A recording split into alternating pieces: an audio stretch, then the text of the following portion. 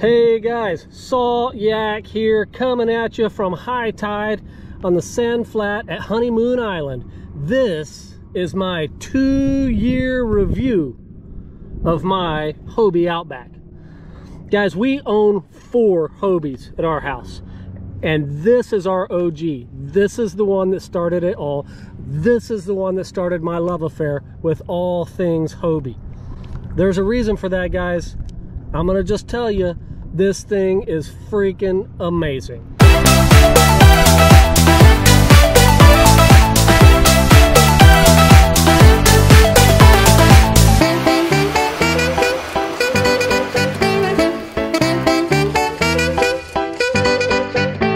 I bought this in southern Missouri at a place called Ozark Mountain Trading Company. They were my Hobie dealer for southern Missouri as well as northern Arkansas. I think they have like 5 different shops, and they're a great company. They hooked me up on this boat. I knew very little about them except for what I had watched on YouTube videos, but I didn't have any personal experience with one. So they offered to take me out on a demo and all that stuff. They were really great. Guess what? Didn't even do that because I already knew I wanted it. Now, let me tell you a little bit about it. The Outback is about 12 to 12 and a half feet long. I think it actually comes in at about 12 and a half feet. It starts its life, before you add anything to it, at, I believe, just under 100 pounds, right? I don't have a spec sheet in front of me, guys. I'm just going by my personal experiences from this boat. It has a ton of standard features. And I'll show you a few of those. As you come to the boat, the first thing you'll see is the front cargo hold. It's a nice sized cargo area. I keep a waterproof duffel bag in there, and I keep a set of rain gear in there. I keep a towel in there, and just some basic items that I like to keep in my boat all the time, that I don't take out between uses. That stuff just lives in there. I keep a section of rope that's probably about 20 to 25 feet long, just in case of emergency. If I needed to tie up somewhere or whatever, I could. So then we move back from that cargo hold right here. That's where you can install a Hobie mast for their sail kit. I'm not a sailor, so I'll never use that for that purpose, but I have done some other things with it. I made myself out of some PVC pipe a simple little GoPro holder there that can hold my camera at this angle looking straight back at me, or I can turn it looking straight out, so on and so forth. And it's a great little place to mount it there because it's out of the way and I get a straight on shot. Then you come to the proven, tried and true Mirage drive system. Guys, this is what makes a Hobie better than everything else out there. Folks have tried to copy, and of course, you know, nobody can copy it just right because everything's patented. And I should say here, I'm not sponsored by a Hobie, and Hobie doesn't do a thing for me. Every one of their boats I purchased out of my pocket at full retail price, and every one of them I felt like was a great value. Are they cheap? No, but you get what you pay for. I think the Outback is roughly around about $3,500. And at first blush, folks think that's a lot of money for a kayak, but guys, I'm telling you, it's not. If you get a cheaper one, you will regret it. Spend the money, get the best, you'll be glad you did. Next thing after the drive system, you'll see, and these are on both sides of the boat.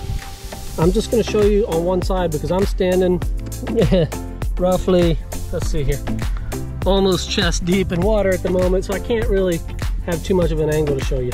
But on each side, first you'll notice a gear track here, right? So normally I have a fish finder mounted right here and a rod holder here. Those are not on the boat today, but that's where I mount those.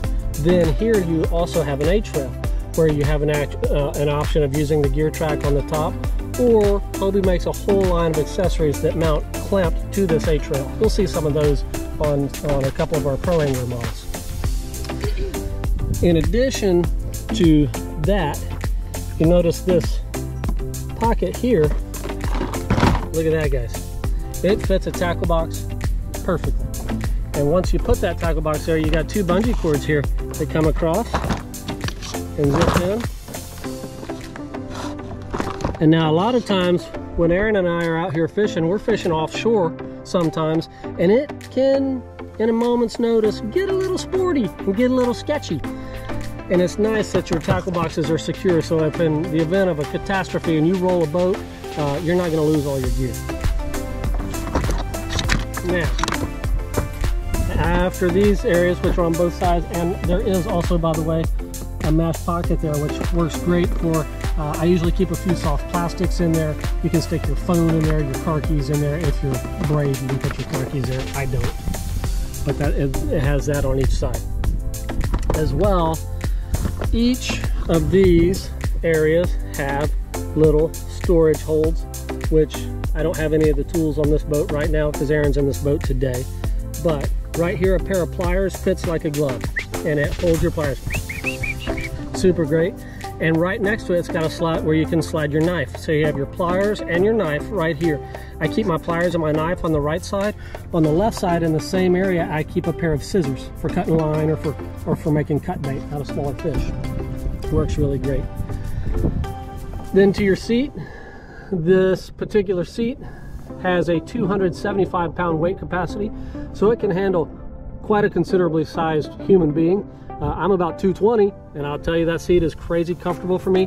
It's adjustable in a lot of different directions. Okay, you can adjust the angle of your backrest. It also has a lumbar adjustment here, and it has in the back, you'll see these little feet here that if I lift, those feet can fold in, and now the entire seat is in a lower seating position. I typically like to keep it in the higher position because then I can see in the water a little bit better. After the seat, you've got two built-in rod holders here. You have a great size rear cargo hold. If you take a look here, today Erin's got her crate and her whole cooler with a picnic lunch in it and drinks. And look, there's still a ton of room to spare. You can fit a lot more stuff here and here if you needed to, and there's also still room on each side. So it's a giant cargo hold, which brings you to the rear deck. And once you get to the rear deck, you'll see the rudders, of course, underneath here. But more importantly, one thing I love about the Hobies is you've got a great H-rail grab bar on the stern of the boat. And again, this boat's not light. Naked, she's, 100 pounds, let's just say. But as you can tell, we never keep her naked, so she's actually quite a bit heavier than that. And it's really great when I'm loading this thing on my trailer. My trailer's a double-decker. We haul 4 kayaks everywhere we go, every single day, 4 Hobies. And this boat lives in what we call the pit house, up on the top deck of our trailer. And the trailer hauls 2 trailers on the bottom and 2 more up top. And when you get this lady loaded up, she ain't light. She could probably stand to shed a few pounds. But having a good solid grab point here, where I can get it with 2 hands to really shove it up on the top of that trailer, is invaluable. I love that. So and I didn't show you, on the rear cargo hold, it also has a very similar layout here on each side as what you saw up in the cockpit area, where you've got this gear track, and you can put a tackle box here. Here there's just a bungee cord rather than that H-rail. You can replace that with another piece of H-rail if you so choose, but the beauty of just the bungee cord here is that now, if you push this bungee cord out of the way on both sides, this rear cargo hold is now wide enough to hold a huge, like a 32-quart cooler sideways. So I think that's why they designed it this way without the H-rails back here, so that you could squeeze that cooler in. So that's sort of the basic features of the Outback. A couple things that we have added to this boat just to make it a little more user-friendly for the things we like to do. We'll start at the front, and the first thing you're going to see when you come down is, you'll notice there is a Yakutak mount here, and that is where I typically will mount a GoPro holder, or sometimes I have a large fish finder that I'll put on that. Occasionally I have a 7-inch Garmin that mounts really beautifully right there as well. So that's added. We typically have rod holders added as well. They're off today, but those don't matter. The second thing, my wife likes to have a little extra cushy for her tushy. She'll link this below for you. This is just a gel seat cushion that she ordered, that any kayak she's in, she uses this for a little extra cushion, because we don't go out for a little while, guys. We're out almost every day, and we're out for a good 6 hours most days. So that little extra cushion is nice. I didn't show you this earlier. And that's the cargo hold that's right under your feet. I apologize, folks. This is a waterproof storage area that lifts open. And here you'll see she has her phone. We have a few accessories sitting in there. There's a rod holder and a fish scale and so on and so forth. Also, this tub lifts up. And now you have access into the hull of the boat. So when we have our fish finder installed, our batteries back in here, or you can store long items down in here that you can actually shove all the way down through the length of the boat if you so choose. And it does have a mesh pocket on the lid here to hold items like your cell phone, your car keys, etc. The next addition to this boat you probably already spotted. There's actually two of them right here together. Very first thing I did when I bought this boat was I put an anchor trolley on it. This is the actual Hobie brand anchor trolley, and it works well. It's pretty simple. It's easy to install. I installed it myself. I've installed everything on this boat myself. This anchor trolley was the easiest thing that I did out of any of them, and it works good. You know, it's just a simple matter of, you got, I think, if I remember right, it's been a couple of years since I did this one, but if I remember right, I think you drill 2 holes. No, you drill 4 holes in the boat.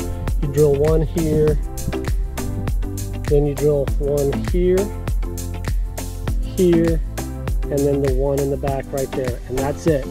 And the whole kit comes with rubber gaskets and grommets that make all that stuff waterproof once you drill the hole in it. The instructions are clear and easy to follow. And of course, if you need additional help, where do you go? You go to YouTube. You get YouTube certified. You can learn how to do anything on YouTube. So I enjoy this. I use this for a sand spike, which Aaron's actually using it on another boat right now. But you can stick your sand spike in here, or if you're in deeper water, you drop your anchor, you tie it off here.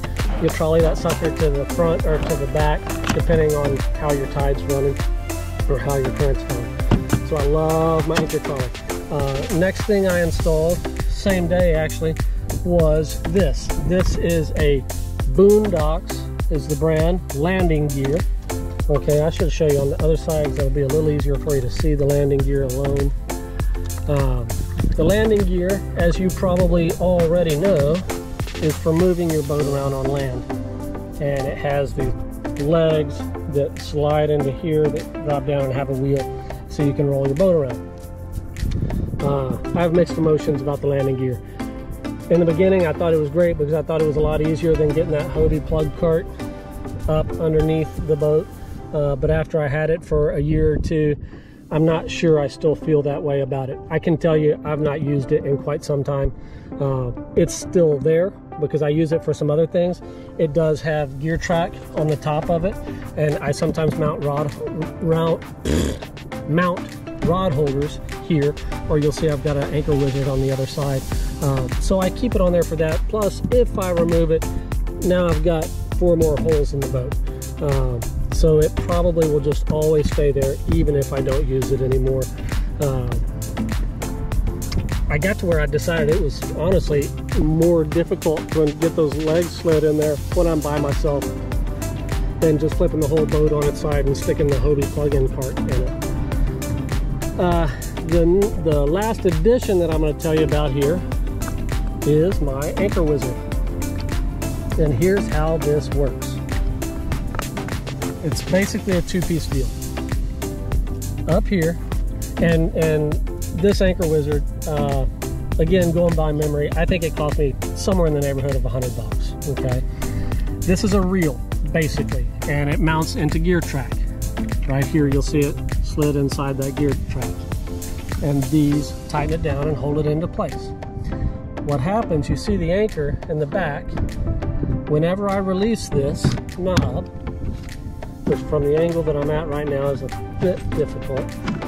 But if I was sitting in the seat, it would be much easier. Then what happens is the anchor just drops.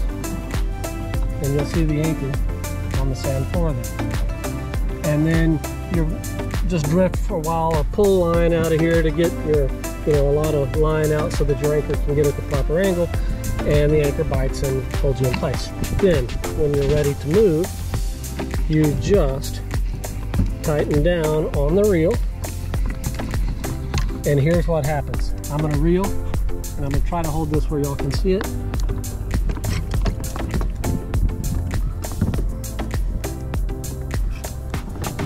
Here comes the anchor. It's gonna come up and stow right there. And you tighten down that handle on the reel, and she stays put right there. Do I love my Anchor Wizard? I'm on the fence, honestly. If I'm just giving you my honest opinion. Look at that. She got a little bird poop on her this morning. It works well for what it's intended to do. It drops the anchor really reliably, and it reels it up really reliably. But what it doesn't do well is stay where it's supposed to stay.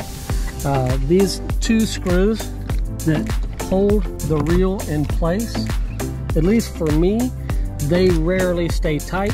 I have to always be checking them, reaching back there, checking them when I'm on anchor, because several times I've had them come completely out of one side.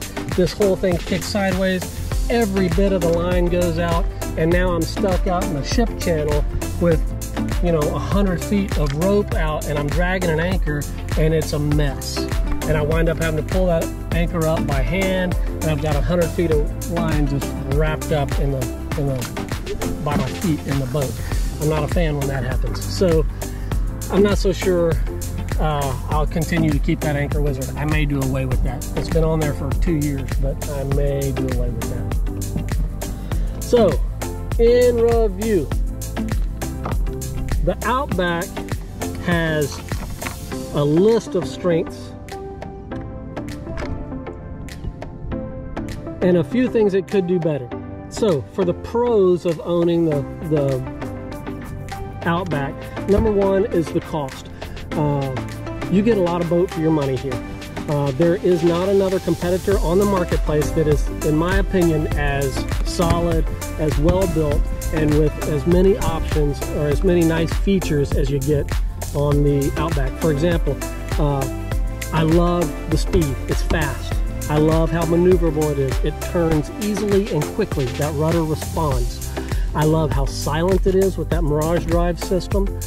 And I love how stable it is. At 220 pounds, I can stand up in this boat, no problem. And I can't do that in very many kayaks. So I love that about this boat.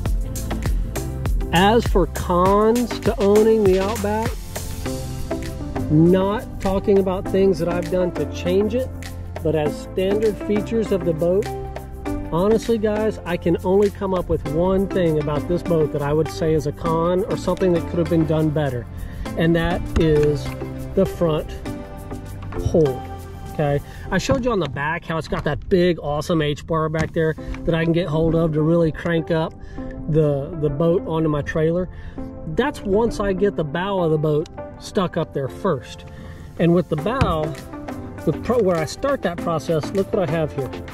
I have I guess what we'd call a T-handle on a piece of paracord. And I mean, it gets the job done, but usually I don't even use it that much, because as I lift, the whole boat wants to rock and wants to lean. And if I still got stuff in the boat as it's leaning and rocking, I got stuff spilling or breaking. So I usually wind up having to cradle the whole boat and lift it actually by the hull. That's not my favorite thing, okay? I wish it had a more solid grab point here on the bow. And I don't know what would be the best way to accomplish that, but I would think something that, is mounted this direction, that is super solid, that has two mounting points here and here with a nice big beefy handle, that would be ideal for me. But honestly, that's the only thing that I can come up with after 2 years of this boat. You know, one more thing I should tell you. In terms of how does this boat wear, right? How does it handle abuse?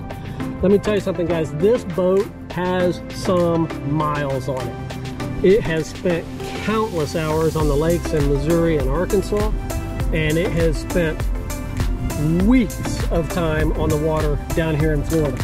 The last month it's been in the water almost every single day for 4 to 6 hours per day. This sucker can take some abuse, okay? I've only had one issue, and I don't think, I'll just be honest with you, this was nothing, this was no shortcoming of Hobie. This was probably a matter of me abusing things and not being as gentle as I should be. But let me show you, with these boats, the drive is locked in place, right? So if something happens, you get caught in the surf and you roll this booger over, your drive's not gonna fall out and get lost, right? And that's also why we have drive leashes. That's not installed right now, but just as an extra means of security. But let me show you something.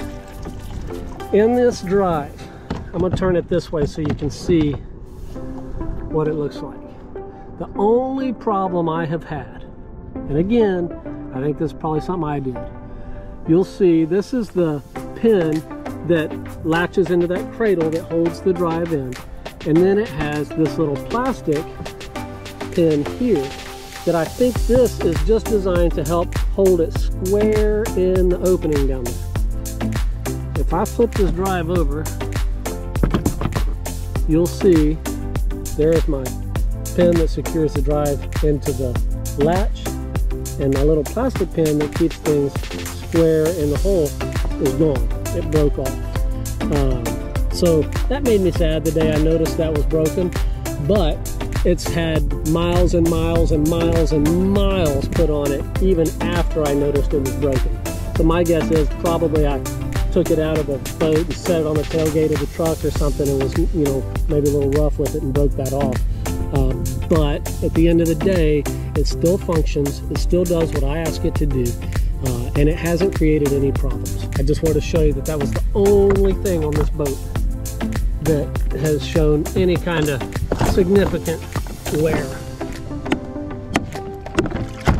It's hard to put the drive in from this angle because I'm standing almost chest deep in water. So, how do we feel about this boat as a whole? A $3,500 boat that does it all, and does it all really well for a lot of miles and a lot of hours on a lot of different bodies of water. Scale of 1 to 10, guys, nothing's perfect.